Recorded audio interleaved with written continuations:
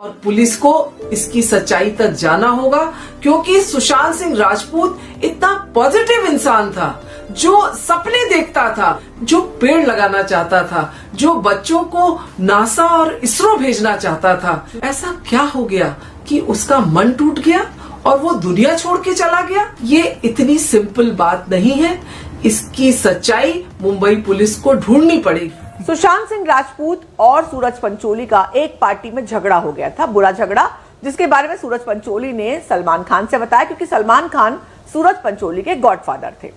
अब सलमान खान को जब इस झगड़े के बारे में पता चला तो उन्होंने फोन करके सुशांत सिंह राजपूत से बहुत सारा झगड़ा किया, बहुत झगड़ा हुआ, उन दोनों में बातचीत हुई, जिसके बाद से कहा जाता है कि सलमान खान सुशांत सिंह राजपूत को बिल्कुल नापसंद करने लगे, पसंद नहीं करने लगे। उन्होंने अपनी फिल्म में भी उनको नहीं लिया।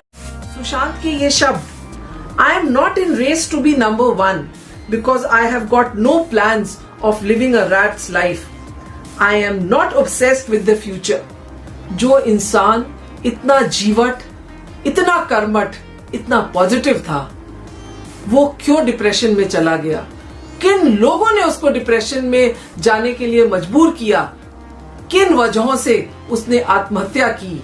ये मुंबई पुलिस की जवाबदारी बनती है कि वो गहराई तक जाए और सुशांत सिंह राजपूत जैसे वीर योद्धा को न्याय दे।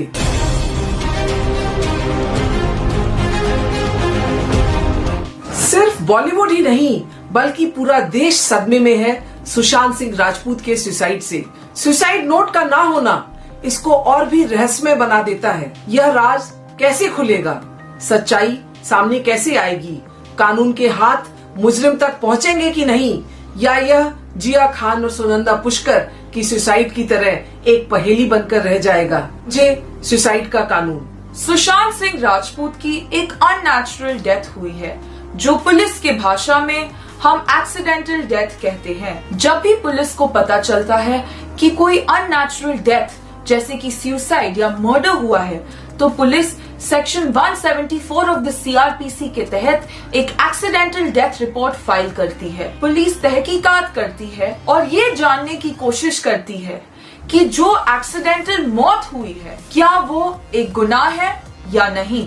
कोई मौत एक आकस्मिक मृत्यु है या संगीन जुर्म है, ये पुलिस सिर्फ एक इंक्वायरी और इन्वेस्टिगेशन के बाद ही पता कर सकती है। इन्वेस्टिगेशन और इंक्वायरी का तरीका सेक्शन 174 सीआरपीसी में साफ साफ लिखा है। ये सेक्शन पुलिस को काफी इन्वेस्टिगेटिव पावर्स देती है। पुलिस स्टेटमेंट रिकॉर्ड कर सकती है, किसी को भी पुलिस स्टेशन बुला सकती है, क्राइम की सीन पे जाके सबूत इकट्ठा कर सकती है, फोरेंसिक और पोस्टमार्टम रिपोर्ट्स भी मंगवा सकती है। इन सब के आधार पे पुलिस एनालिसिस करती है और 3 में से एक नतीजे पे पहुंचती है। पहला, ये एक प्योर एक्सीडेंटल डेथ है जिसमें किसी का भी हाथ नहीं है।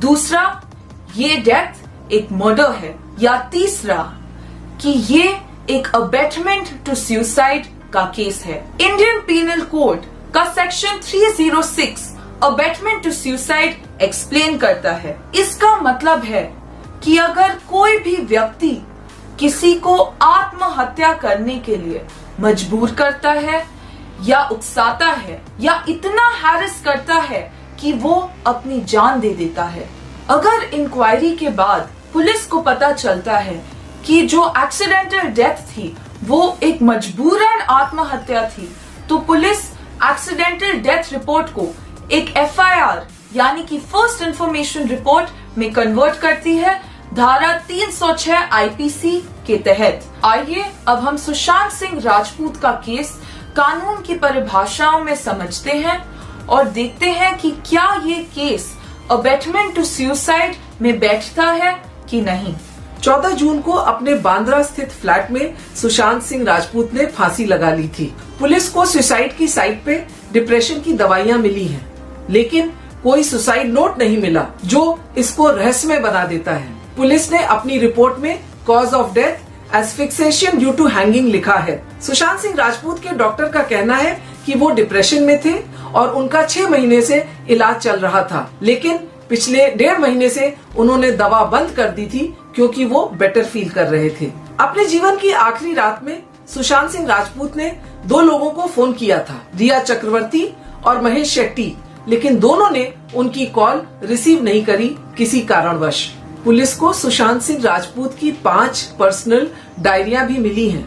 पुलिस अब तक सुशांत के कुक, मैनेजर, हाउसकीपर और उनके फादर का स्टेटमेंट रिकॉर्ड कर चुकी है। इस सुसाइड केस में टर्न तब आया जब महाराष्ट्र के होम मिनिस्टर अनिल देशमुख ने ट्वीट किया कि मीडिया रिपोर्ट्स का कहना है कि सुशांत सिंह राजपूत को क्लिनिकल डिप्रेशन था प्रोफेशनल राइवलरी की वजह से, और मुंबई पुलिस इस एंगल की भी तहकीकात करेगी कि क्या प्रोफेशनल राइवलरी ने मजबूर किया सुशांत सिंह राजपूत को सुसाइड करने के लिए। इसी वजह से यशराज फिल्म्स को भी मुंबई पुलिस ने सुशांत सिंह राजपूत के कॉन्ट्रैक्ट को लेकर पुलिस स्टेशन में स्टेटमेंट के लिए बुलाया। रिया चक्रवर्ती से भी मुंबई पुलिस ने 9 घंटे पुलिस स्टेशन में पूछताछ की। एक और नैरेटिव मीडिया में चलाया जा रहा है कि सुशांत सिंह राजपूत इसलिए डिप्रेस थे क्योंकि वो अपनी पहली गर्लफ्रेंड अंकिता लोखंडे को भूले नहीं थे, और ये स्टेटमेंट उनके डॉक्टर ने दिया है। जबकि सच्चाई ये है कि डॉक्टर करसी चावड़ा ने साफ साफ कहा है कि ये फेक न्यूज है, उन्होंने इस तरह की कोई भी बात मीडिया में नहीं कही है। इस केस में प्रोफेशनल राइवलरी को ध्यान देने की जरूरत और भी ज्यादा है, क्योंकि जब नामी गिरामी बॉलीवुड के एक्टर्स, डायरेक्टर्स जैसे शेखर कपूर, कंगना रनौत, अभिनव कश्यप सब एक ही बात कह रहे थे कि सुशांत सिंह राजपूत को बॉलीवुड में साइडलाइन किया जा रहा था और सब प्रोडक्शन हाउसेस एक गैंग बनाकर उनकी फिल्म्स या तो छीन रहे थे या रिलीज नहीं होने दे रहे थे। पॉलिटिशियन संजय निरुपम ने ट्वीट किया कि सुशांत की आखिरी फिल्म छिछोरे सुपरहिट थी, लेकिन फिर भी पिछले 6 महीने में उन्होंने 7 फिल्में खोई थी। इन सब बातों से एक बात तो साफ दिखती है कि सुशांत सिंह राजपूत जो थे वो नेपोटिज्म का शिकार थे। बॉलीवुड के इनसाइडर्स उनको बाइकॉट कर रहे थे, उनको हैरेस कर रहे थे, और यह काम अब मुंबई पुलिस का है कि वह सच्चाई तक पहुंचे कि क्या सुशांत सिंह राजपूत की आत्महत्या एक अबेटमेंट टू सुसाइड थी। यह भी इंक्वायर करे कि क्या कोई बॉलीवुड की पावरफुल लॉबी थी, कोई पावरफुल पर्सन था जो सुशांत सिंह राजपूत की फिल्में रिलीज नहीं होने दे रहा था, उनको उनकी फिल्मों से निकलवा दे रहा था, और जिसकी वजह से उन्हें मजबूरन आत्महत्या करनी पड़ी। करण जौहर का कॉफी विद करण भारत का सबसे जाना माना टेलीविजन चैट शो है। बॉलीवुड के सारे सेलिब्रिटीज वहां बुलाए गए हैं, पर सुशांत सिंह राजपूत को करण जौहर ने एक बार भी नहीं बुलाया। इतने सक्सेसफुल, हिट और टैलेंटेड कलाकार होने के बावजूद सुशांत सिंह राजपूत को बॉलीवुड में आउटसाइडर का दर्जा दिया गया था और उनको एक स्मॉल टाउन बॉय कहा जाता था। क्या स्मॉल टाउन से होना एक जुर्म है? क्या एक स्मॉल टाउन का व्यक्ति एक बड़े शहर के व्यक्ति से कम काबिल होता है? हमारे देश में लाखों लोग हैं जो छोटे छोटे शहरों से बॉलीवुड आते हैं अपने सपने पूरे करने के लिए। बॉलीवुड को ये भी नहीं भूलना चाहिए कि इन्हीं छोटे छोटे शहरों के लोग उनको इतना बड़ा स्टार बनाते हैं। AIEEE का rank holder, Delhi college of engineering का ग्रेजुएट और फिजिक्स ओलंपियाड का मेडल होल्डर अपनी मेरिट, अपने टैलेंट, अपने हार्ड वर्क से सुशांत सिंह राजपूत ने फिल्म इंडस्ट्री में नाम बनाया था, जगह बनाई थी और दिलों में बस गए थे पूरे हिंदुस्तान के। और जब ऐसा मेहनती, ऐसा सक्सेसफुल फिल्म एक्टर सुसाइड करता है तो देश के आंसू आना वाजिब है।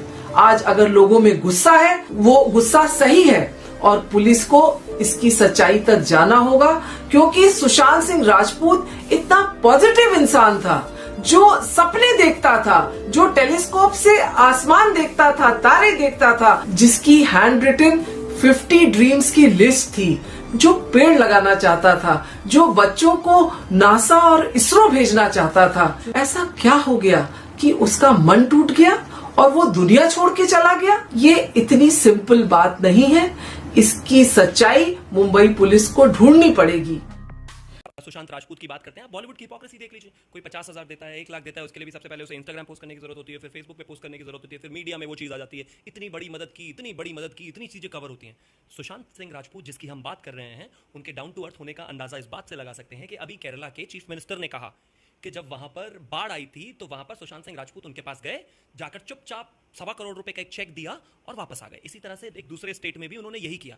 एक व्यक्ति जिसने 1.25 करोड़ रुपए दिया और वो बात बाहर तब निकली जब वो इस दुनिया में नहीं रहे, तो उसकी डाउन टू अर्थ होने का अंदाजा आप इस बात से लगा सकते हो। मुझे लगता है कि ये अपने आप में एक बहुत बड़ी बात है, क्योंकि जहां बॉलीवुड में अगर कोई व्यक्ति मतलब 100 रुपए भी देता है या कोई छोटा सा काम करता है या किसी को कोई एक 10 रुपए की चीज भी देता है, तो वो पहले सोशल मीडिया पर होती है। और एक तरफ व्यक्ति जिसने कभी इस बारे में बात ही नहीं कही, क्योंकि वो आदमी बिहार से एक गांव से जुड़ा हुआ था, उसको इस चीज की समझ थी कि गरीबी क्या होता है, दुख क्या होता है, दर्द क्या होता है। काश